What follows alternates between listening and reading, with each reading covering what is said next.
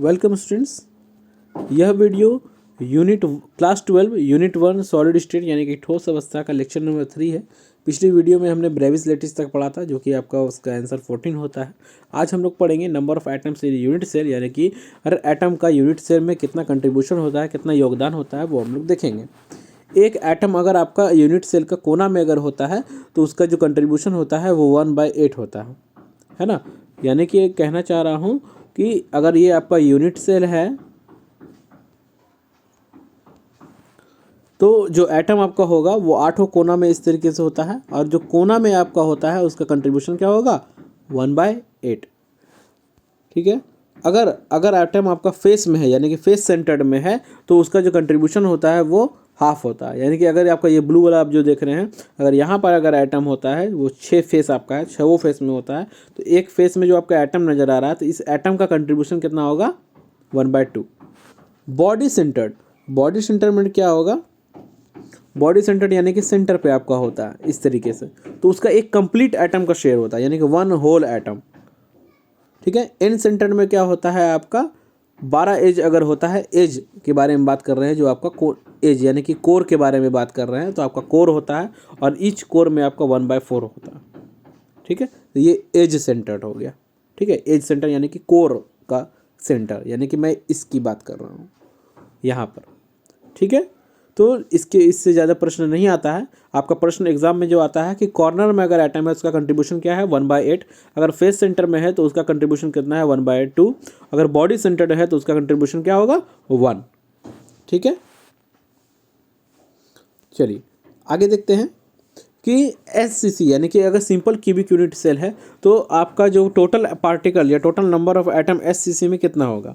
ठीक है। तो आपको तो पता है कि एससीसी में एटम्स जो होते हैं सिर्फ कोना में होता है, सिर्फ कॉर्नर में होता है, तो टोटल कॉर्नर कितना होता है 8, और एक कॉर्नर में जो एटम है उसका कंट्रीब्यूशन कितना है 1/8, तो टोटल एटम कितना हो जाएगा 8 कैंसिल हो जाएगा 1, तो एससीसी में आपका टोटल एटम कितना हो जाएगा 1। उसी तरीके से बॉडी सेंटर का मतलब क्या होता है कॉर्नर प्लस बॉडी, यानी कि कोना प्लस केंद्र, यानी कोना क्या हो जाएगा 8 × 1/8 तो आपका 1 हो जाएगा, है ना। और बॉडी सेंटर में एक कंप्लीट एटम होता है जैसे कि पहले देखा था, तो 1 + 1 क्या हो जाएगा 2 एटम।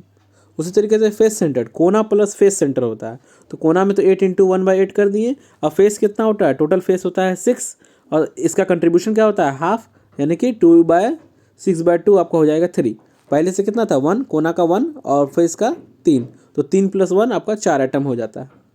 एंड सेंटर्ड क्या होता है, एंड सेंटर्ड होता है आपका 2 अपोजिट फेस वाला, तो एक कॉर्नर में तो होता ही है, यानी कि कॉर्नर का 1 हो जाएगा, और 2 अपोजिट फेस यानी कि 2 × हाफ यानी कि आपका फिर से 1, तो इसका हो जाएगा आपका 2 एटम।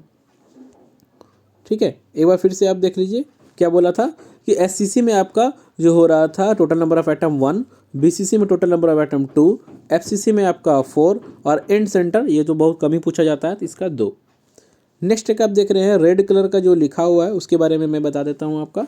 तो आपका यह क्वेश्चन पूछा जाता है कि जैसे कि आपका सिंपल क्यूबिक यूनिट सेल जो है आपका, इसमें फाउंड इन ऑल लिखा हुआ है, इसका मतलब क्या होगा, इसका मतलब हो गया जो मैंने यूनिट सेल आपको पढ़ाया था प्रिमिटिव यूनिट सेल, इसके बाद बीसीसी, एफसीसी और ईसीसी। तो कौन ऐसा यूनिट सेल है जो सभी क्रिस्टल सिस्टम में पाया जाता है, तो उसका आंसर क्या होगा पी, यानी कि प्रिमिटिव, यानी कि आग एक कोष्टिका, यानी प्रिमिटिव यूनिट सेल यानी कि एससीसी। ठीक है। नेक्स्ट आपसे जो क्वेश्चन पूछा जाता है कि बॉडी सेंटर जो है यानी कि बीसीसी कहाँ कहाँ पाया जाता है, यानी किस किस क्रिस्टल सिस्टम में पाया जाएगा, तो body centred cubic unit cell आपका सीटीओ में पाया जाता है। सीटीओ में पाया जाता है का मतलब, सीटीओ का मतलब हो गया क्यूबिक, और टी का मतलब हो गया टेट्रागोनल, और ओ का मतलब हो गया ऑर्थोरोम्बिक। ठीक है। उसी तरीके से अगर आपसे पूछा जाता है कि एफसीसी कहाँ पाया जाता है, तो एफसीसी सीओ में पाया जाता है। सीओ का मतलब हो गया क्यूबिक में और ऑर्थोरोम्बिक में। एंड सेंटर्ड जो आपका होता है वो ओम में पाया जाता है, यानी कि आपका ऑर्थोरोम्बिक में और मोनोक्लिनिक में। ठीक है। तो उम्मीद है कि आप इसको याद रखिएगा। ठीक है। अब नेक्स्ट क्वेश्चन है कि कौन ऐसा क्रिस्टल सिस्टम है जिसमें सभी प्रिमिटिव, बीसीसी, ईसीसी, और आपका FCC सभी दिखाई देते हैं। कौन ऐसा क्रिस्टल सिस्टम है जिसमें ये चारों दिखाई देते हैं? उसका आंसर क्या हो जाएगा? ऑर्थोरोम्बिक, यानी कि ओ में सब दिखता है, यानी कि ऑर्थोरोम्बिक। चलिए next.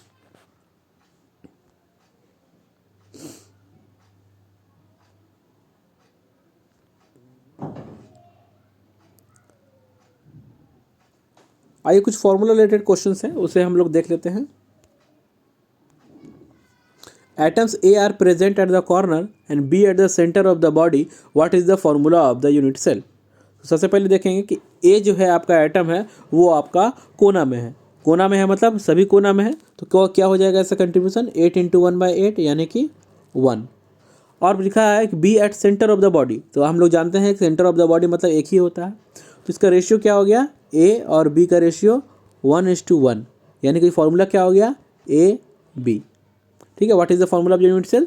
Formula of the unit cell A B हो जाएगा। नेक्स्ट क्वेश्चन देखते हैं। Atom A are present at the corner. ठीक है, तो कॉर्नर में प्रेजेंट है, क्या हो जाएगा?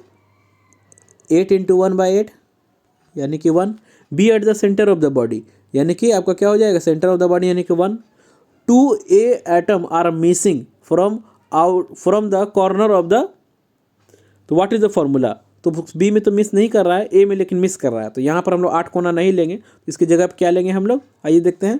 तो 2 एटम्स आर मिसिंग, यानी कि 8 कोना नहीं है तो 6 ही है, तो 6/1/8 हो जाएगा हम लोगों का, है ना।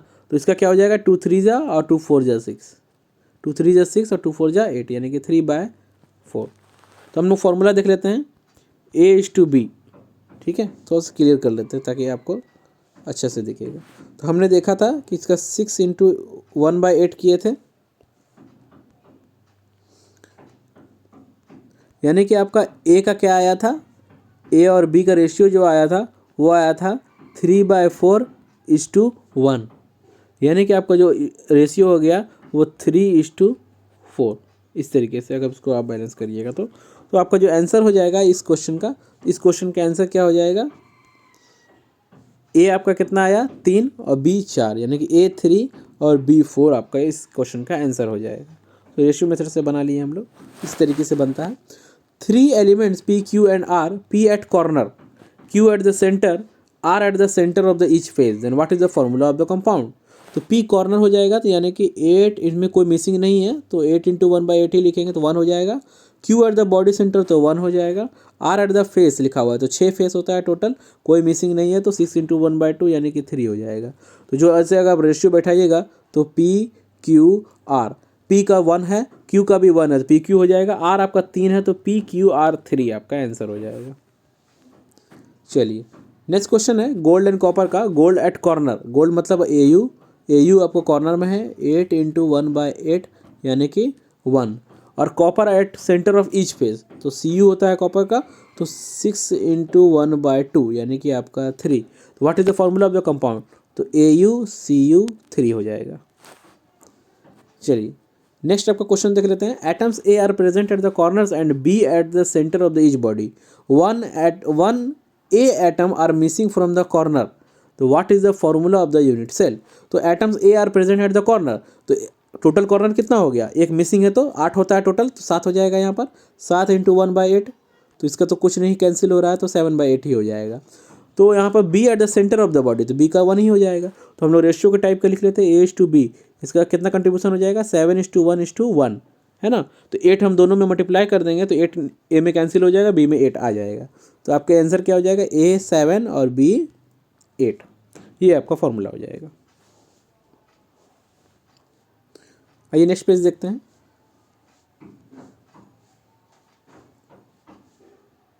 नेक्स्ट फॉर्मूला हम लोग देख लेते हैं। नेक्स्ट फॉर्मूला है, नेक्स्ट क्वेश्चन है, सॉरी।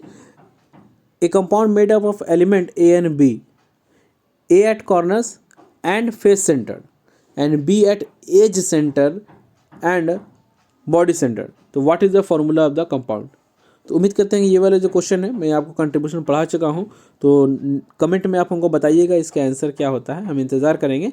नेक्स्ट वीडियो में जैसे ही वीडियो लेक्चर 4 शुरुआत होगा इसका आंसर मैं आपको बताऊँगा। उम्मीद करते हैं कि ये वीडियो आपको पसंद आया होगा। नेक्स्ट वीडियो में हम लोग इस क्वेश्चन के आंसर और क्लोज पैक्ड स्ट्रक्चर में हम लोग शुरुआत करेंगे कि 3D में आपका यूनिट सेल कैसे अरेंज होता है।